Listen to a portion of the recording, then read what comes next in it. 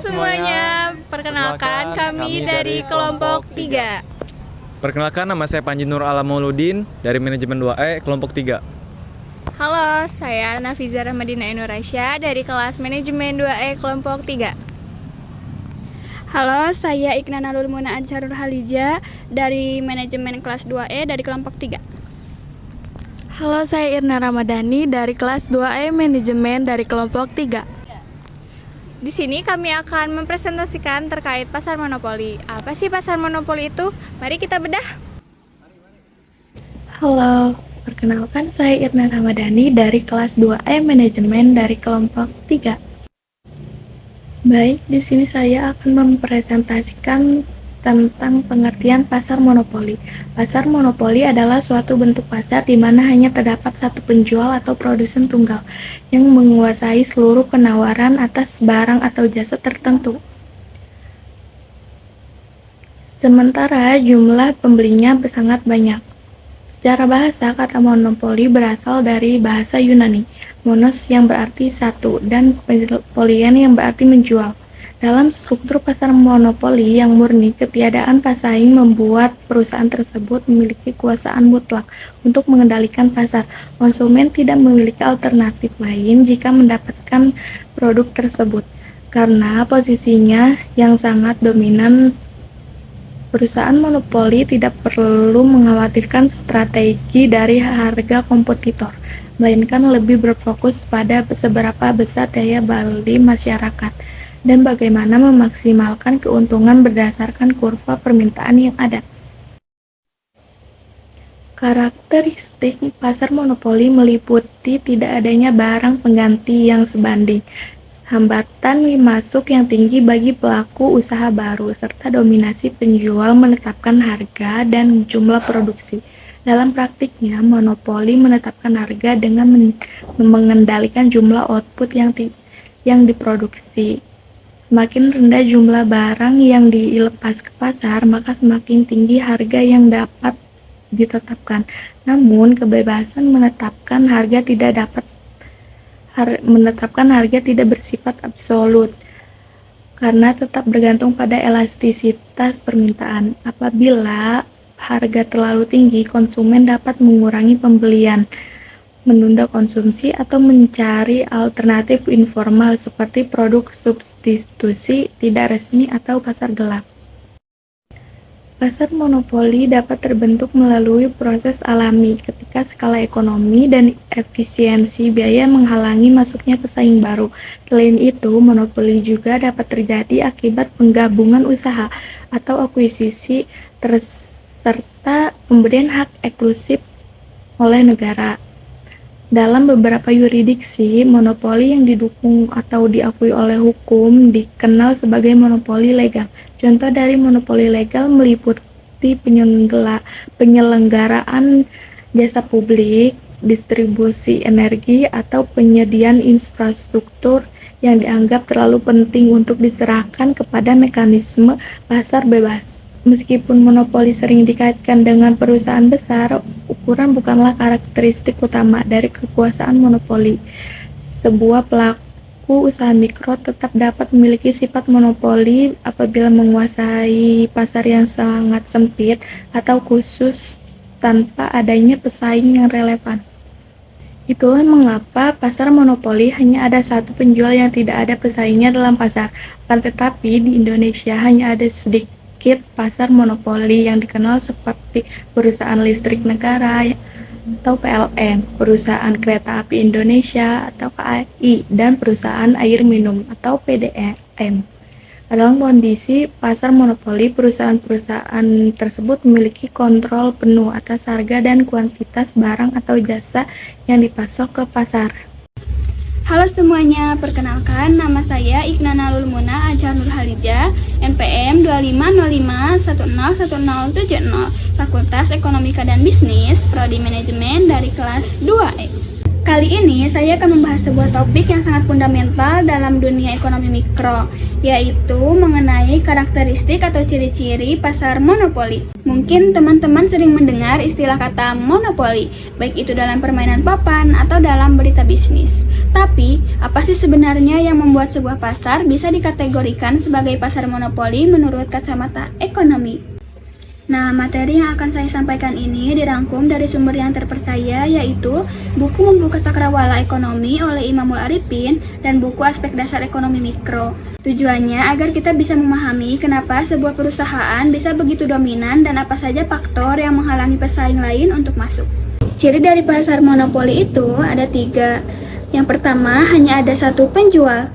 Ciri yang paling utama dan paling mendasar adalah hanya ada satu penjual. Di pasar ini, produsen atau pemasoknya hanya tunggal. Tidak ada perusahaan lain yang menyaingi mereka dalam industri tersebut. Nah, karena dia sendirian, dampaknya sangat besar terhadap harga. Dalam ekonomi, kita menyebutnya sebagai price maker atau penentu harga. Penjual tidak perlu khawatir tentang harga pesaing karena memang tidak ada pesaingnya. Mereka memiliki kendali penuh untuk menaikkan atau menurunkan harga sesuai dengan strategi perusahaan atau target keuntungan mereka. Jadi, kalau kalian butuh barang tersebut, kalian harus menerima harga yang ditetapkan oleh si penjual tunggal ini karena tidak ada ruang untuk tawar-menawar seperti di pasar tradisional pada umumnya. Ciri yang kedua adalah tidak adanya produk substitusi yang dekat.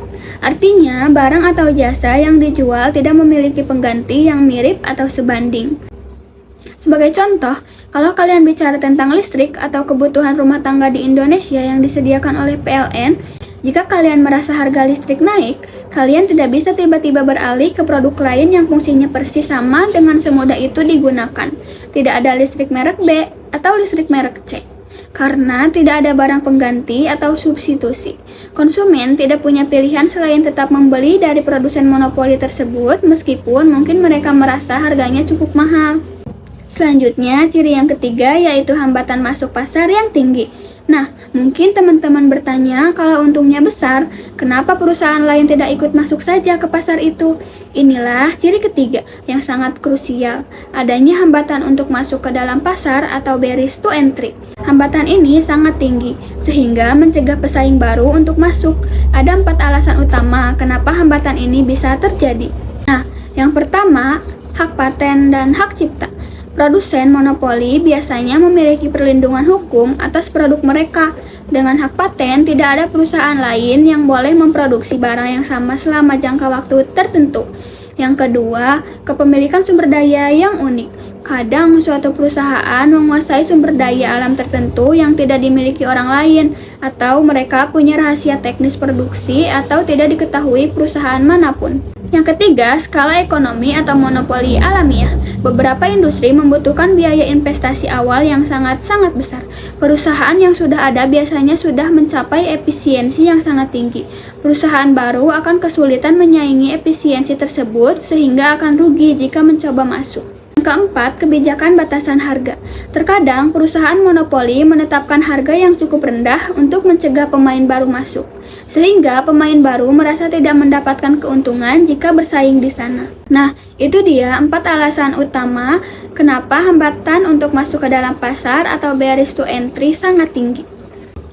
Nah, setelah 3 ciri-ciri pasar monopoli tadi, ada satu hal tambahan yang perlu teman-teman ketahui. Di pasar monopoli, iklan sebenarnya tidak terlalu diperlukan untuk bersaing, karena memang mereka tidak punya pesaing. Namun, perusahaan monopoli tetap melakukan iklan. Untuk apa? Tujuannya biasanya bukan untuk memperebutkan konsumen, melainkan untuk menjaga hubungan baik dengan masyarakat atau public relation, atau sekedar menginformasikan layanan baru. Selain itu, ciri lain dari pasar ini adalah konsumen biasanya tidak memiliki informasi yang sempurna mengenai biaya produksi perusahaan, sehingga kontrol harga sepenuhnya ada di tangan produsen. Nah, jadi kalau kita rangkum, pasar monopoli ditandai dengan satu penjual tunggal, tidak ada barang pengganti yang mirip, dan adanya tembok penghalang yang kuat bagi pesaing lain untuk masuk. Meskipun terdengar kurang menguntungkan bagi konsumen karena harga yang ditentukan oleh penjual, terkadang monopoli diperlukan, terutama untuk layanan publik yang dikelola negara agar distribusinya merata dan efisien. Bagaimana menurut kalian? Apakah di sekitar kalian ada contoh perusahaan monopoli lainnya? Coba kalian tulis di komentar ya. Nah, itu saja materi tentang ciri-ciri pasar monopoli dari saya. Terima kasih. Oke, saya akan memberikan beberapa contoh perusahaan monopoli di Indonesia. Di Indonesia ada beberapa contoh perusahaan monopoli seperti PLN, Pertamina, dan juga PDAM, yang dimana ketiganya dijadikan pemasak utama untuk listrik, bahan bakar, dan air bersih untuk masyarakat sehari-hari. Adapun juga perusahaan monopoli di luar negeri seperti Google, Microsoft, dan juga Facebook, yang dimana di antara mereka mempunyai pesaing bisnis masing-masing, namun belum sepadan dengan kekuatan dan kebesaran perusahaan-perusahaan tersebut. Di atas adalah ulasan mengenai apa itu pasar monopoli dan info seputarnya. Dari penjelasan di atas, dapat kita pahami bahwa perusahaan monopoli adalah perusahaan yang telah didominasi dan sulit untuk dimasuki para pembisnis baru. Maka dari itu, jika Anda berniat atau berencana membuka usaha bisnis, maka pilihlah pasar dengan ruang yang lebih luas dan belum dimonopoli oleh perusahaan manapun. Terima kasih. Halo semuanya, perkenalkan nama saya Nafiza Ramadina Nurasya, saya dari manajemen kelas 2E, saya dari kelompok 3. Selanjutnya di sini saya akan menjelaskan terkait kelebihan dan kekurangan pasar monopoli. Kelebihan yang pertama ada efisiensi dalam produksi dan inovasi. Perusahaan monopoli mampu melakukan produksi dalam skala besar sehingga biaya produksi menjadi lebih efisien. Karena hanya ada satu produsen, perusahaan dapat mengatur proses produksi dengan lebih terorganisir dan tidak perlu bersaing secara ketat dengan perusahaan lain. Keuntungan yang besar juga memungkinkan perusahaan melakukan penelitian dan pengembangan teknologi baru. Dengan adanya inovasi tersebut, kualitas produk dapat meningkat dan proses produksi menjadi lebih cepat serta hemat biaya. Selain itu juga, keuntungan yang stabil dapat membantu pertumbuhan ekonomi karena perusahaan mampu membuka lapangan kerja dan meningkatkan investasi. Serta yang kedua, ada terhindar dari persaingan tidak sehat. Apa sih itu? Dalam pasar persaingan bebas, sering terjadi perang harga, peniruan produk, hingga promosi besar-besaran yang memerlukan biaya tinggi. Kondisi tersebut terkadang membuat perusahaan lebih fokus mengalahkan persaingan daripada meningkatkan kualitas produk. Sedangkan dalam pasar monopoli, perusahaan dapat lebih fokus menjaga mutu barang dan pelayan kepada konsumen karena tidak ada tekanan persaingan secara langsung.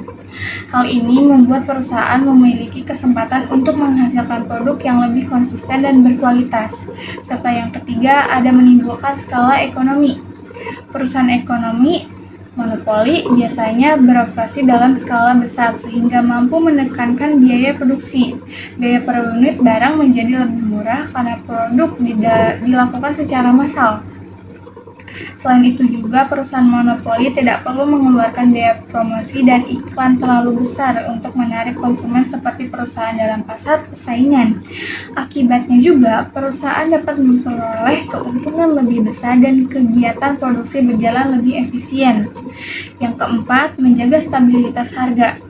Karena hanya ada satu penjual, perubahan harga di pasar dapat lebih terkontrol. Perusahaan monopoli dapat menjaga kestabilan harga sehingga tidak terjadi perang harga yang merugikan produsen maupun konsumen. Dalam beberapa sektor penting seperti listrik dan air, stabilitas harga sangat diperlukan agar masyarakat tetap bisa mendapatkan layanan secara berkelanjutan. Dan yang kelima, mempermudah pengawasan produksi. Karena hanya terdapat satu perusahaan besar, pemerintah lebih mudah melakukan pengawasan terhadap kualitas produk, distribusi barang, maupun kebijakan perusahaan. Hal ini terutama berlaku pada monopoli yang dikelola negara, sehingga pelayanan terhadap masyarakat dapat teratur. Dan terakhir, mendorong pengembangan infrastruktur. Perusahaan monopoli biasanya memiliki modal yang sangat besar sehingga mampu membangun infrastruktur paling penting seperti jaringan listrik, rel kereta api, jaringan internet, dan sebagainya. Pembangunan tersebut membutuhkan biaya tinggi yang sulit dilakukan oleh perusahaan kecil. Nah, itulah beberapa kelebihan dari pasar monopoli. Selanjutnya ada kekurangan dari pasar monopoli. Nah, kekurangan dari pasar monopoli yang pertama ada penyalahgunaan kekuasaan pasar. Perusahaan monopoli memiliki kekuasaan penuh terhadap pasar sehingga dapat menentukan harga sesuka hati. Konsumen tidak memiliki banyak pilihan selain membeli dari perusahaan tersebut. Akibatnya, harga barang atau jasa sering menjadi lebih mahal dibandingkan biaya produksinya. Dan yang kedua, ada menimbulkan ketidakadilan. Karena tidak ada pesaing, keuntungan perusahaan monopoli cenderung sangat besar. Sementara itu, konsumen harus membayar dengan harga tinggi. Hal ini menyebabkan distribusi keuntungan ekonomi menjadi tidak merata dan menimbulkan ketidakadilan bagi masyarakat. Yang ketiga, mengurangi kesejahteraan konsumen. Harga yang tinggi membuat daya beli masyarakat menurun. Konsumen terpaksa mengeluarkan biaya lebih besar untuk memperoleh barang atau jasa yang dibutuhkan. Selain itu juga, konsumen juga tidak memiliki banyak pilihan produk sehingga kebebasan dalam memilih menjadi terbatas. Dan yang keempat, menurunkan kualitas produk. Karena tidak memiliki pesaing, perusahaan monopoli terkadang kurang termotivasi untuk meningkatkan kualitas produk maupun pelayanan. Perusahaan merasa konsumen akan tetap membeli produknya meskipun kualitas produk biasa saja. Yang kelima, menghambat persaingan dan inovasi. Pasar monopoli membuat perusahaan lain sulit masuk ke pasar. Akibatnya, pesaing usaha menjadi terhambat. Padahal, pesaing yang sehat sebenarnya dapat mendorong munculnya inovasi, harga yang lebih murah, dan pelayanan yang lebih baik bagi konsumen. Yang keenam, membuka peluang terjadinya korupsi dan kolusi. Perusahaan monopoli yang terlalu kuat dan memengaruhi kebijakan pemerintah demi kepentingan sendiri. Kondisi ini memicu praktik korupsi, kolusi, dan penyalahgunaan kekuasaan. Jika hal tersebut terjadi terus-menerus, maka kondisi perekonomian dapat menjadi tidak sehat. Dan yang ketujuh, memburuknya kondisi perekonomian. Monopoli dapat menyebabkan penguasaan pasar hanya oleh kelompok tertentu. Jika perusahaan mengalami masalah, maka dampaknya akan sangat besar terhadap perekonomian dan masyarakat. Selain itu juga, perusahaan kecil akan sulit berkembang karena tidak mampu bersaing dengan perusahaan monopoli yang memiliki modal besar. Nah, itulah tadi beberapa kekurangan pasar monopoli sehingga dapat disimpulkan bahwa pasar monopoli memiliki kelebihan dan kekurangan yang cukup besar dalam perekonomian. Kelebihannya antara lain mampu menciptakan efisiensi produksi, menjaga stabilitas harga, dan mendorong pembangunan infrastruktur. Namun, di sisi lain, pasar monopoli juga dapat merugikan masyarakat karena harga cenderung tinggi, persaingan usaha berkurang, dan kesejahteraan konsumen menurun. Oleh karena itu, pemerintah perlu membuat regulasi dan pengawasan yang tepat agar perusahaan monopoli tidak menyalahgunakan kekuasaannya dan tepat memperhatikan kepentingan masyarakat luas. Nah, itulah penjelasan dari saya. Kurang lebihnya mohon maaf. Terima kasih untuk semuanya. Sekian dari kelompok kami, kurang lebihnya mohon maaf. Wabillahi taufiq wal hidayah. Wassalamualaikum warahmatullahi wabarakatuh.